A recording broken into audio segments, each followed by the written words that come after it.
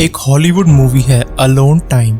उस फिल्म में एक लड़की है जो अपनी मोनोटोनस और बोरिंग लाइफ में फंसी रहती है। वो एक छोटे से ऑफिस में काम करती है और वहां पर डेली सेम रूटीन फॉलो कर रही है। एक दिन वो तंग आकर अपनी उस मॉडर्न और बिजी लाइफ को छोड़कर एडिरोडैक्स के उबड़ खाबड़ और अजीब से जंगलों के बीच में कुछ टाइम अकेला बिताने का फैसला लेती है। मूवी के एंड तक काफी ट्विस्ट एंड टर्न्स हैं, आपको ये मूवी जरूर देखनी चाहिए। इस फिल्म के मेन कैरेक्टर की तरह ही बहुत सारे ऐसे लोग हैं जिन्हें लाइफ में कभी ना कभी मी टाइम या अलोन टाइम चाहिए होता है। आज की वीडियो इसी टॉपिक पर बेस्ड है। हेलो एवरीवन, ये है स्टोरियस और आज हम बात करेंगे कि why people want to live alone. आज हम आपको बताएंगे कि आजकल किस तरह से लोग अकेले रहना ज्यादा पसंद करते हैं, पर उससे भी ज्यादा इसके पीछे के रीजंस को जानना है। दरअसल जब हम छोटे बच्चे होते हैं तो हमारे लिए सारी की सारी दुनिया नई होती है, लेकिन जैसे जैसे हम एडल्ट्स होते जाते हैं हमें बाहरी दुनिया के नेगेटिव और पॉजिटिव्स समझ में आने लगते हैं, और जितनी ज्यादा पॉपुलेशन उतना ही ज्यादा कंपटीशन। ऐसे में एक दूसरे के इमोशंस का ख्याल रखना बहुत मुश्किल हो जाता है, क्योंकि हर कोई तो इस रैट रेस में भागा जा रहा है। तब बहुत से ऐसे इनोसेंट लोग होते हैं जिन्हें समझ में नहीं आता कि वो अच्छे हैं, तब भी लोग उनके साथ बुरा क्यों कर जाते हैं। फिर धीरे धीरे एज बढ़ने लगती है और एज के साथ आते हैं नए नए एक्सपीरियंसेस। एक छोटा बच्चा किसी फैमिली में आता है तो सबसे पहले वो अपने पेरेंट्स, अपनी पूरी फैमिली को समझना शुरू करता है। इंसानी डीएनए में पहले से ही उसके एंसेस्टर्स, उसके फैमिली बैकग्राउंड में जो भी क्वालिटीज रही हैं वो जुड़कर आती हैं, फिर चाहे उसके फीचर्स हों या फिर उसका बिहेवियर। लेकिन इससे भी ज्यादा इम्पैक्ट हमारे ऊपर उन चीजों का पड़ता है जो हमारे आसपास हो रही होती हैं। टाइम के साथ साथ बच्चे के आसपास जिस तरह से लोग बात करते हैं, जिस तरह से उठते बैठते हैं या उसे ट्रीट करते हैं, वो इन चीजों को समझना और सीखना शुरू कर देता है। आज इस टॉपिक पर बात करते हुए हम सोसाइटी के अलग अलग साइट्स पर भी बात करेंगे। कैसे जॉइंट फैमिलीज, न्यूक्लियर फैमिलीज बन रही हैं, कैसे एक छोटा बच्चा नैनी के हाथों पलता है। कुछ तो हमारी सामाजिक मजबूरियां होती हैं और कुछ होता है जानबूझकर। अकेलापन बहुत टाइप का होता है, जरूरी नहीं कि अकेलापन सिर्फ उदासी वाला अकेलापन हो। कई बार लोग खुद में खुश रहने के लिए भी अकेले रहते हैं। इसके पीछे बहुत सारे रीजंस हो सकते हैं। उन्हीं रीजंस में से एक रीजन है सेव मेंटल एनर्जी। जब भी आप दूसरों के साथ होते हैं तो किसी न किसी पॉइंट पर आपको कॉम्प्रोमाइज करने पड़ते हैं। वैसे तो ये कभी कभी ठीक लग सकता है, लेकिन आम तौर पर आप वही करते हैं जो दूसरे करना चाहते हैं, क्योंकि मोस्ट ऑफ द टाइम आप ग्रुप्स में इन्वॉल्व होते हैं। लेकिन सच में आप क्या करना चाहते हैं? इन रियलिटी आपको जो पसंद होता है आप वो करना चाहते हैं।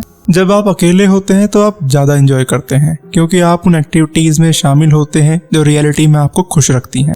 देखिए, ये बात कर रहा हूँ मैं उन लोगों की जो अपनी मेंटल पीस को बचाना चाहते हैं। इस बात से वो लोग एग्री नहीं करेंगे जो थोड़ा सा आउटगोइंग है और जिनको लोगों से मिलना पसंद है। From my point of view, हम अकेले टाइम बिताना चाहते हैं क्योंकि हम अपनी मेंटल एनर्जी की बराबरी अपने आसपास के लोगों से नहीं कर सकते। हम जहाँ भी जाते हैं हमें मोस्टली एवरेज माइंड वाले लोग मिलते हैं। हमारे ऑफिस में, जिम में, हम जहाँ भी जाएं हमें ज्यादातर ऐसे ही लोग मिलेंगे जो बस एक छोटे से दायरे में रहना पसंद करते हैं। लेकिन बहुत सारे लोग ऐसे भी हैं जिन्हें अपने फ्रेम से बाहर जाना है, मतलब उन्हें अपनी लाइफ में कुछ करना है, उनके कुछ गोल्स हैं। इसके लिए हमेशा वो लोग मेंटल पीस ढूंढते रहते हैं, क्योंकि अकेले में ही उनका दिमाग ज्यादा काम करता है। ऐसे लोगों का दिमाग बहुत ज्यादा बातें करता है, लेकिन बाहरी दुनिया उस चीज को नहीं समझ पाती, इसीलिए ये लोग अकेले रहना पसंद करते हैं। पर इसका मतलब ये बिल्कुल नहीं कि ये लोगों को पसंद नहीं करते। ये बस अपनी लाइफ के टारगेट की तरफ बढ़ना चाहते हैं, जिसके लिए इन्हें अकेले में बहुत हार्ड वर्क करना होता है। कई बार जब हम बाकी लोगों के साथ में अपने गोल्स पर काम कर रहे होते हैं तो फोकस करना बहुत मुश्किल हो जाता है, क्योंकि everyone is not on the same page. हो सकता है बाकी लोग अपनी लाइफ से कुछ और चाहते हों। ये बात बस आप जानते हैं कि आपका गोल या आपका टारगेट आपके लिए कितना इम्पोर्टेंट है। सेकंड पर्सन आपकी बातें सुनेगा, लेकिन वो इसमें कोई हेल्प नहीं कर सकता जब तक कि आप दोनों में कुछ कॉमन ना हो। इसीलिए लोग अक्सर अपने मेंटल पीस के लिए, अपने गोल्स को अचीव करने के लिए अकेले रहना ज्यादा पसंद करते हैं। बिना दूसरों का डिसरेस्पेक्ट किए। नेक्स्ट जो एक बहुत बड़ा रीजन है अकेले रहने का, if you are an introvert. Introversion term सबसे पहले कार्ल जुंग ने पॉपुलर की थी। इसमें उन लोगों की बात की गई थी जिनकी ओरिएंटेशन इनवर्ड्स होती है, मतलब अंदर की तरफ होती है, और जो अपनी मेंटल लाइफ पर ज्यादा फोकस करते हैं बजाय आउटर लाइफ के। इंट्रोवर्ट्स लोग रिफ्लेक्शन से एनर्जी लेते हैं, मतलब डीप थिंकिंग से, और सोशल गैदरिंग से अपनी एनर्जी को लूज करते हैं। अगर आप भी एक इंट्रोवर्ट हैं तो आपको खुश हो जाना चाहिए, क्योंकि अब हम आपके बारे में कुछ पॉजिटिव पॉइंट्स बताएंगे। According to Eysenck's theory, introvert लोगों में नेचुरली हाई लेवल की एक्साइटेशन होती है। इन हाई लेवल एक्साइटेशंस की वजह से इंट्रोवर्ट लोग ऐसी एक्टिविटीज और एनवायरनमेंट की तलाश करते हैं जहां वो अपनी हाई एक्साइटेशन से बच सकें, और अकेले रहना उन्हें अपनी हाई एक्साइटेशंस को मैनेज करने में हेल्प करता है। इंट्रोवर्ट लोगों की एक अलग ही दुनिया होती है। बाहर से जितने शांत दिखाई देते हैं, अंदर इनके वोल्केनो फूट रहे होते हैं। आपको लग सकता है कि कहीं ये इंसान घमंडी तो नहीं, ये तो बहुत एटीट्यूड वाला है, ये दूसरों से बात नहीं करता। एक्चुअल में ऐसा नहीं होता। इंट्रोवर्ट लोग दूसरों से घुलना मिलना चाहते हैं, लेकिन ये इनिशिएट करना नहीं जानते। जैसे ही ये किसी को देखते हैं वैसे ही इनके दिमाग में क्वेश्चंस आना शुरू हो जाते हैं। क्वेश्चंस के साथ में इनके सामने उन क्वेश्चंस की इमेजेस बनना शुरू होती हैं कि सामने वाला कैसे रिएक्ट करेगा अगर मैंने जाके पहल की तो।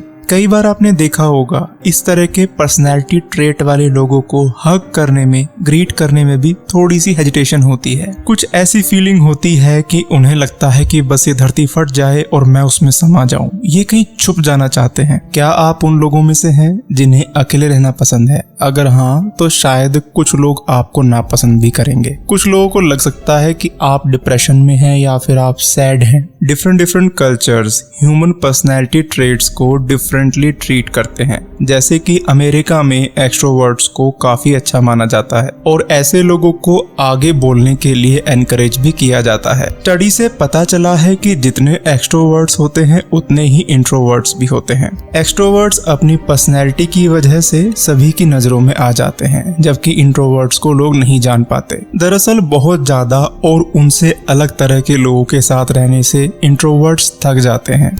इंट्रोवर्ट्स फ्यूचर में अच्छे लीडर्स बन सकते हैं। उसका एक रीजन है क्योंकि ये अपनी वैल्यूज पर टिके रहते हैं और इनके सारे डिसीजंस बहुत सोच समझ कर लिए गए होते हैं। अब यहाँ पर मैं एक्सट्रोवर्ट्स को कहीं डिमीन नहीं कर रहा हूँ, यहाँ पर जस्ट इंट्रोवर्ट्स की क्वालिटीज को बताया जा रहा है। इंट्रोवर्ट्स लोग प्रोएक्टिव लोगों को आसानी से लीड कर सकते हैं, जो कि एक्सट्रोवर्ट्स को काफी डेंजरस लग सकता है। अगला रीजन हो सकता है कि यू आर इन कंट्रोल। ये बिल्कुल पहले पॉइंट की तरह से ही है कि आप अपनी पसंद की चीजें करते हैं। अकेले रहकर कंट्रोल में रहने का मतलब ये है कि सारे बड़े डिसीजंस आपको खुद ही लेने हैं और ये डिसीजंस आपके फ्यूचर को इन्फ्लुएंस करेंगे या डिसाइड करेंगे। जब बात ये आती है कि आप क्या करते हैं, आप किसके साथ कनेक्शन फील करते हैं, और जब आप उन चीजों को सिलेक्ट करते हैं जिनके बारे में आप इमोशनल हैं, अकेले रहने पर ये सारी चीजें आपके कंट्रोल में होती हैं। कोई आपको इन्फ्लुएंस नहीं कर सकता। आप आसानी से डिसीजन ले सकते हैं बिना किसी कॉम्प्रोमाइज के।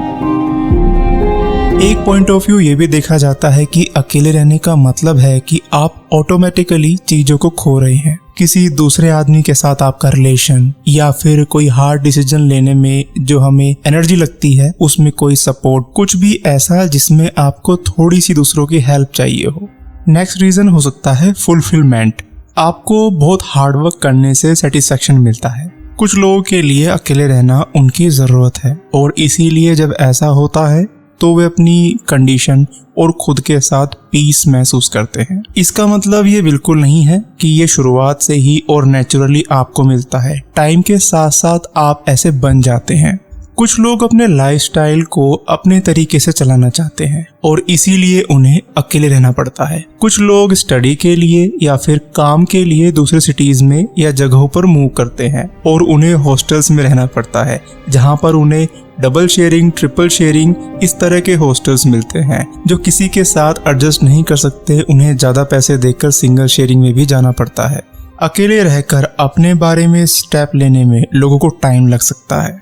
एक रीजन हो सकता है फाइनेंशियल इंडिपेंडेंस। हर कोई इसे पूरी तरह से एक्सेप्ट नहीं करेगा, पर इसका मतलब ये है कि फाइनेंशियली फ्री होने के साथ साथ में आप कंट्रोल में भी रहेंगे। आप जो भी खरीद कर घर पर लाएंगे वो आपका है। इसे अपनी पसंद के अलावा आपको कहीं और शेयर करने या बांटने की जरूरत नहीं होगी। फाइनेंशियल फ्रीडम एक ऐसी चीज है जिसे बहुत से लोग चाहते हैं और फिर भी अकेले रहने के साथ ये एक तरह से अपने आप ही आ जाता है। माना कि अकेले रहने से हमेशा वो फैसिलिटीज नहीं मिलती जो सबके साथ रहने में मिलती है, पर कुछ लोगों का मानना है कि अकेले रहने में पैसे का कोई रोल नहीं है। Benefit of quality alone time. Social pressure से अपने आप को फ्री करने के लिए आपको एक क्वालिटी टाइम चाहिए जहाँ पर कोई आप पर जबरदस्ती अपने थॉट्स को नहीं लाद रहा हो। अकेले रहने के कुछ फायदे होते हैं, जैसे कि आपका पर्सनल एक्सप्लोरेशन होता है, you can increase your creativity power और आपकी सोशल एनर्जी भी बढ़ती है। पर्सनल एक्सप्लोरेशन में आप अपनी कंपनी में कंफर्टेबल होते हैं जहां पर कोई और इंटरफेयर नहीं कर सकता, और यहाँ पर आपको अपने पैशन का पता लगाने का टाइम और फ्रीडम दोनों मिल जाते हैं। ये टाइम ऐसा होता है जहां पर आप कुछ नई चीजें आजमा सकते हैं।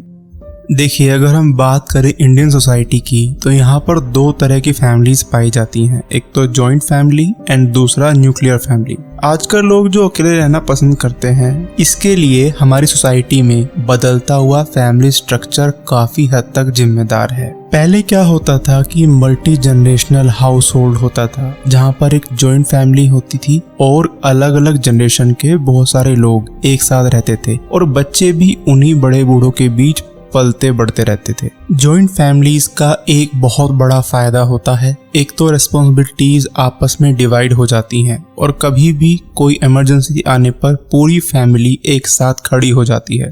जॉइंट फैमिली का जो कल्चर था वो मोस्टली गांव में था, और अब हुआ क्या कि लोग काम करने के लिए धीरे धीरे गांव से शहर तक जाने लगे, जहां महंगाई के चलते वो अपना या अपने एक छोटे से परिवार का ही गुजारा कर पाते। और यही सबसे बड़ी वजह थी कि जिसकी वजह से न्यूक्लियर फैमिलीज बनना शुरू हो गई। न्यूक्लियर फैमिलीज में कई बार ये देखा जाता है कि हस्बैंड वाइफ दोनों ही काम पर जाते हैं, जिसके चलते बच्चे को पेरेंट्स के साथ कम टाइम मिलता है। देखिए, महिला का या पुरुष का काम करना कोई बुरी बात नहीं है, लेकिन हमें लाइफ में चीजें बैलेंस करनी होती हैं। जहां एक तरफ फाइनेंशियली तो हम ग्रो कर रहे होते हैं, लेकिन कहीं ना कहीं हम अपने बच्चे के बचपन को खो देते हैं। जॉइंट फैमिलीज में एक यही फायदा है कि अगर आप बच्चे को टाइम नहीं दे पा रहे हैं तो घर में दादा दादी या घर के और बड़े बच्चे को टाइम देते हैं। न्यूक्लियर फैमिलीज में पला बड़ा बच्चा धीरे धीरे कई बार उसके अंदर इस तरह की हैबिट्स डेवलप हो जाती हैं कि उसे अपना टाइम चाहिए, उसको मी टाइम चाहिए, और तब वो बाकी लोगों के साथ साथ अपने पेरेंट्स से भी सेपरेट टाइम बिताने लगता है, जहाँ पर सिर्फ उसके लिए टाइम हो, उसके लिए स्पेस हो। इसमें कुछ बुरा नहीं है, लेकिन यहाँ पर वो बच्चा बैलेंस करना भूल जाता है। वो बस अपने ही एक दायरे में रहता है, और अगर किसी को अकेले रहने की आदत लग जाए तो ये बहुत एडिक्टिव होती है। इसमें आपको पेशेंस नहीं रखना पड़ता, क्योंकि आपको किसी की बातें नहीं सुननी, आपको किसी का बिहेवियर नहीं झेलना। जॉइंट फैमिलीज और न्यूक्लियर फैमिलीज दोनों के ही अपने अपने प्रोज एंड कॉन्स हैं। जॉइंट फैमिलीज में एक जनरेशन से दूसरी जनरेशन तक वैल्यूज ट्रांसफर होती हैं, वहीं न्यूक्लियर फैमिली में सोसाइटी के अंदर जो भी अपग्रेडेशन हो रही होती हैं वो बच्चों तक ट्रांसफर होती हैं। न्यूक्लियर फैमिलीज भी वैल्यूज ट्रांसफर करती हैं, लेकिन ज्यादातर ऐसा ट्रेंड देखा जाता है कि उनमें मॉडर्न सोसाइटी के रूल्स एंड रेगुलेशंस को ज्यादा इंप्लीमेंट किया जाता है। पुरानी जनरेशन अपने साथ लाए हुए वैल्यूज, अपने रूल्स, अपने तौर तरीकों को कभी नहीं छोड़ते, जिसको देखकर छोटे बच्चे या नई जनरेशन के लोग अनजाने में ही उस तरह के बिहेवियर को अपना लेते हैं, और इस तरह से इनडायरेक्ट वे में ट्रेडिशंस ट्रांसफर हो जाती हैं। पर जॉइंट फैमिली में आपको बहुत सारी ओपिनियंस सुननी पड़ सकती हैं, आपको जजमेंट का भी सामना करना पड़ सकता है, आपको किसी भी मौके पर जज किया जा सकता है, जो कि न्यूक्लियर फैमिली में बहुत कम देखा जाता है। हम यहाँ पर किसी भी फैमिली टाइप का सपोर्ट नहीं करेंगे, हम बस इतना कहेंगे कि लाइफ में बैलेंस करना और हार्मनी रखना बहुत जरूरी है। हम यिन और यांग के प्रिंसिपल को फॉलो कर सकते हैं। ब्लैक एंड व्हाइट दोनों चीजें हमारी लाइफ में होती हैं, दोनों को हमेशा साथ लेकर चलें और दोनों को बैलेंस करें। हमेशा के लिए अकेले रहने से आपके अंदर डिप्रेशन, एंजाइटी और बहुत सारे मेंटल इलनेस आ सकते हैं। तो हमेशा के लिए तो आप इस ऑप्शन को चूज ना करें, लेकिन कई बार ऐसा होता है कि आपको जरूरत होती है अलोन टाइम की। अब कैसे पहचानना है कि किसी को अलोन टाइम चाहिए या नहीं? उसके कुछ साइन हैं, जैसे कि आप पहचानिए कि अगर कोई इंसान शॉर्ट टेम्पर्ड है तो उसको थोड़ा सा अकेला छोड़ दीजिए। जो लोग छोटी छोटी बातों पर इरिटेट हो जाते हैं, उन्हें अपने आप को अकेले में टाइम देना चाहिए और अपने आप से पूछना चाहिए कि कहाँ प्रॉब्लम है। विपासना जैसी मेडिटेशन टेक्निक को भी फॉलो कर सकते हैं। आजकल तो इंडिया में बहुत जगह विपासना के सेंटर्स हैं, आप जाके वहाँ इंक्वायरी कर सकते हैं। हमने अभी तक इस तरह के मेडिटेशन टेक्निक को यूज नहीं किया है, तो हम आपको कोई भी स्पेसिफिक सेंटर सजेस्ट नहीं करेंगे। ऐसे लोग जिनका काम करने में इंटरेस्ट थोड़ा कम हो गया हो, उनको खुद को टाइम देना चाहिए। थोड़ा सा अकेले में टाइम बिताएं, जर्नल्स लिखें कि आपके मन के अंदर क्या चल रहा है, अपने आप को एनालाइज करें, तब आपको बहुत हेल्प होगी। एक साइन है ओवर स्टिमुलेटेड। अगर आपके अंदर इतनी एनर्जी जनरेट हो रही है, आप ओवर थिंकिंग कर रहे हैं, तब आपको अलोन टाइम चाहिए। अगर आप दूसरों के साथ में टाइम स्पेंड करने पर थोड़ा सा एंग्शियस हो रहे हैं, आपकी एंजाइटी बढ़ रही है, तब आप वहां से दूर हटें, अपने आप को टाइम दें। अच्छी न्यूज ये है कि अगर आपके अंदर इस तरह के कोई भी स्ट्रगल्स चल रहे हैं, थोड़ा सा अलोन टाइम देने पर आपको सिग्निफिकेंट रिजल्ट मिलेंगे। जिन लोगों ने अपनी लाइफ में हर दिन लगभग 11% अलोन टाइम बिताया हो, मतलब खुद को टाइम दिया हो, उन्होंने ये बताया कि उनके अंदर बहुत कम नेगेटिव फीलिंग्स बनती हैं, जिससे उनके सोशल एक्सपीरियंसेस अच्छे होते हैं। अगर आप एक अलोन टाइम स्पेंड करना चाहते हैं तो आपके लिए बहुत ज़रूरी है कि ये आपकी मेंटल वेलबींग के लिए भी काफ़ी बेनिफिशियल होना चाहिए। अलोन टाइम हमेशा से ऐसा होना चाहिए कि आप उसमें कुछ टाइम बिताकर वापस से अपनी सोशल लाइफ में आ सकें। तो उसके लिए कुछ पॉइंट्स हैं, जैसे कि आप एक टाइम पिक कर लें, एक टाइम डिसाइड कर लें कि आप इतना टाइम खुद को देंगे और तब तक ही उस टाइम में अकेले रहें। अब उस टाइम में आप जर्नल्स लिखें, किताबें पढ़ें या कुछ भी करें, या फिर कोई डीप थिंकिंग करें। सेकंड है turn off social media. Social media आजकल बहुत इंपॉर्टेंट पार्ट हो गया हमारी लाइफ में, लेकिन इसे लगातार यूज करने से हमारी मेंटल वेलबींग का कचरा हो जाता है। उसके लिए आप दिन में कुछ टाइम के लिए अपने सोशल मीडिया प्लेटफॉर्म्स को स्विच ऑफ कर दें। अब कई बार ये होता है कि कुछ लोगों के लिए अकेले रहना बहुत मुश्किल होता है, तो उस अकेले टाइम में आप कुछ ना कुछ प्लान करें, ऐसी एक्टिविटी कि आपको वो अकेला टाइम काटने को ना दौड़े। वॉक करें, वॉक करने से आप खुद के साथ ऑटोमेटिकली टाइम बिताएंगे और उसके साथ ही आप खुद से एक कनेक्शन बना पाएंगे। अब कुछ लोग पूछेंगे कि कितना टाइम अकेले रहना चाहिए या कितना टाइम हमें खुद को देना चाहिए। इसकी लिमिट हर एक के लिए अलग अलग हो सकती है। सॉलिट्यूड मतलब शांति, हर एक की नीड अलग अलग होती है। कुछ के लिए बैड मूड से अच्छे मूड में रीसेट होने के लिए 1 मिनट भी काफी होता है, और कुछ लोगों को अपना मूड ठीक करने में काफी टाइम लग जाता है। आपको बहुत स्पेसिफिक होना पड़ेगा, आपको लोगों को रोकना पड़ेगा, आपको बताना पड़ेगा कि ये आपका बुक पढ़ने का टाइम है या आपका कोई पॉडकास्ट सुनने का टाइम है। अगर आप उन्हें नहीं रोकेंगे तो वो आपको डिस्टर्ब करेंगे। यहाँ आपको गिल्ट फ्री होकर बोलना पड़ेगा। आपको ऐसा फील नहीं करना है कि आपने कुछ गलत बोल दिया है, आप सिर्फ अपने लिए टाइम मांग रहे हैं। कुछ लोग ऐसे होते हैं जिन्हें अकेले रहने से डर लगता है, हमें अपने आप को उस डर से ओवरकम करना है। अलोन टाइम हमेशा हमारी प्रोग्रेस के लिए होता है, या हमारी बॉडी क्लॉक को रीसेट करने के लिए होता है। ये इसलिए नहीं होता कि हम टीवी देखने में या कोई टाइम वेस्ट करने वाला काम करने में अपने टाइम को लगा दें। अकेले रहना लोनली रहने से किसी भी तरह से रिलेटेड नहीं है। लोनली होना अपने आप में एक नेगेटिव वर्ड है। इसमें हम कोई प्रोडक्टिव चीजें नहीं करते हैं, हम स्ट्रेस में होते हैं, हम लोगों से दूर होते हैं, नाराज होते हैं, कहीं ना कहीं बहुत सारा बर्डन होता है। अलोन रहना ये हमें अपने आप को रीसेट करने के लिए दिया गया टाइम है। अब आप आसानी से लोगों को क्लियर करा सकते हैं कि अलोन रहना और लोनली रहना इसमें क्या डिफरेंस है। अब कौन कौन सी ऐसी एक्टिविटीज हैं जो हम अपने मी टाइम में कर सकते हैं। Travel solo. अगर हमारे पास में वैकेशंस हैं, हम अकेले ट्रैवल करके भी देख सकते हैं। ग्रुप के साथ ट्रैवल करना और सोलो ट्रैवल करना दोनों में बहुत अंतर है। सोलो ट्रैवलिंग में आपके ऊपर जिम्मेदारी ज्यादा बढ़ जाती है, जिससे कि आपको लाइफ का एक डिफरेंट एक्सपीरियंस होता है। दूसरा है लर्न समथिंग न्यू। आजकल तो इंटरनेट पर नई नई चीजें सीखने के लिए बहुत सारे ट्यूटोरियल्स, बहुत सारी क्लासेस अवेलेबल हैं। आप चाहें तो अपनी स्किल्स में हर महीने एक स्किल को ऐड कर सकते हैं। आप देखना, 1 साल के अंदर आपको अपने बिहेवियर में, अपनी पर्सनैलिटी में भारी ग्रोथ महसूस होगी। आप किसी काम में वॉलंटियर कर सकते हैं, ये भी आपके अलोन टाइम का हिस्सा हो सकता है। अब इस पूरी वीडियो के एंड में मैं आपको इस अलोन टाइम का सबसे बड़ा बेनिफिट बताने वाला हूँ। जब हम अकेले रहते हैं, खुद को एनालाइज करते हैं, चीजों को स्टडी करते हैं, एक डिस्टेंस बना के सोसाइटी को देखते हैं, तब हमारे अंदर सबसे बड़ा गुण एम्पैथी जनरेट होता है। एम्पैथी मतलब दूसरों के पेन को महसूस करना, दूसरों की प्रॉब्लम्स को महसूस करना और उन्हें सपोर्ट करने की पावर को जनरेट करना। तो यहीं पर यह वीडियो एंड होती है और मुझे उम्मीद है कि इस वीडियो में हमने जो भी डिस्कशन किया वो आपके काम आएगा। अगर आप स्टोरियस पर नए हैं तो स्टोरियस को सब्सक्राइब करें और बेल आइकन को प्रेस करना ना भूलें। स्टोरियस हिंदी पॉडकास्ट का एक न्यू चैनल है, स्टोरियस शॉर्ट्स। आप उसे भी विजिट करें और सब्सक्राइब करें। लिंक आपको डिस्क्रिप्शन बॉक्स में मिल जाएगा। आप अपना सुझाव या फीडबैक कमेंट सेक्शन में मेंशन कर सकते हैं। चाहे तो आप हमें ईमेल भी कर सकते हैं। फिर मिलते हैं एक बुक समरी के साथ। तब तक के लिए नमस्कार।